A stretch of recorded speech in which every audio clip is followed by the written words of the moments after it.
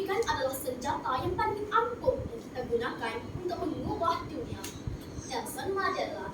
Assalamualaikum dan salam sejahtera.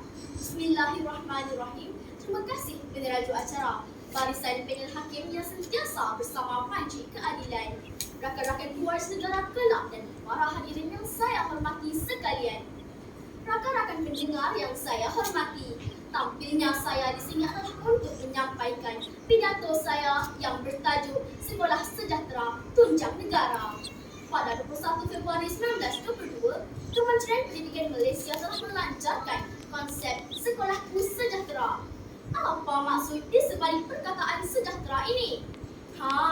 Ada 14 elemen nilai murni dalam sejahtera. S membawa maksud seronok, selamat dan sihat. E, etika dan empati.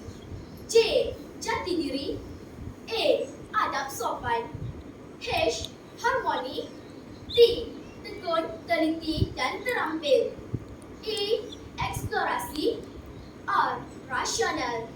A, artikulasi. Konsep Sekolahku Sejahtera ini bertujuan mengangkat 14 elemen ini secara lebih terperinci, bersasar dan berterusan agar sentiasa diterapkan, dihayati dan diamalkan sehingga menjadi budaya bagi seluruh warga sekolah. Rakan-rakan pendengar yang dimuliakan, menurut Kamus Dewan edisi keempat menjelaskan perkataan tunjang bermaksud akar-akar yang tumbuh lurus ke bawah dalam tanah untuk menguatkan pendirian pokok.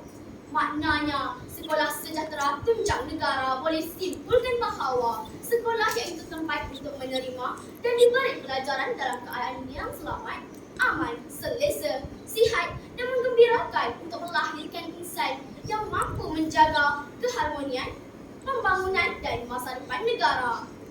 Rakan-rakan pendengar yang saya hormati, wacana fikiran saya yang pertama, pendidikan formal di sekolah menyediakan sistem pembelajaran yang cekap, dasar pendidikan kebangsaan yang jelas yang dimaksudkan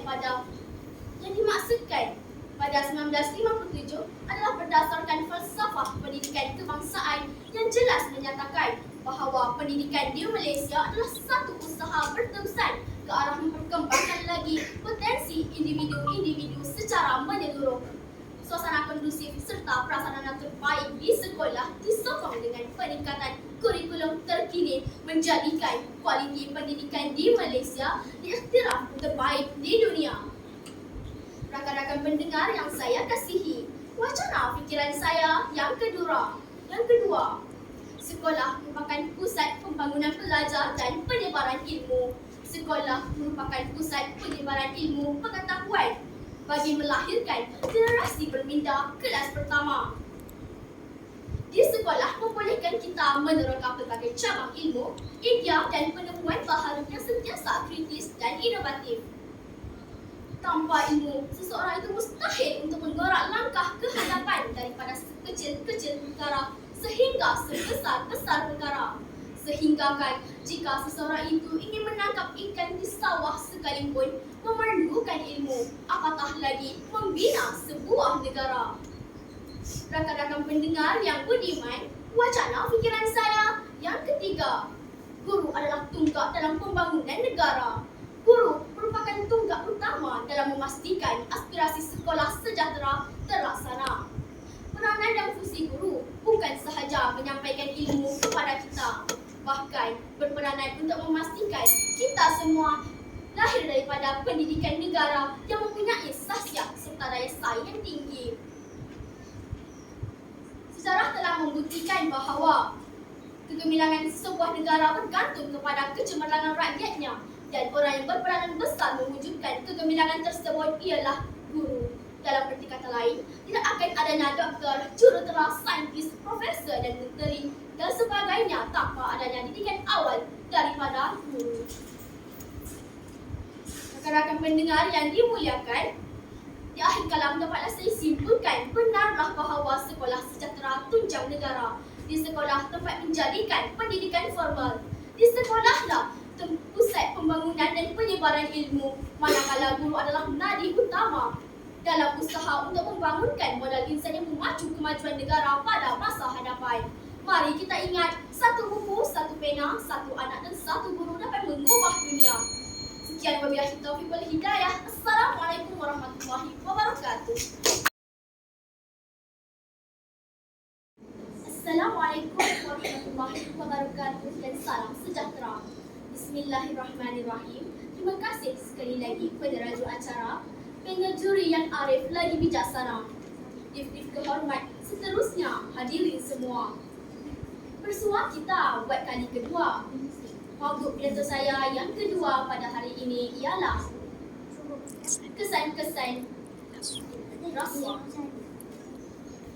Rasuah bermaksud sogokkan atau secara konseptualnya bermaksud uang yang diberikan oleh orang tertentu kepada pihak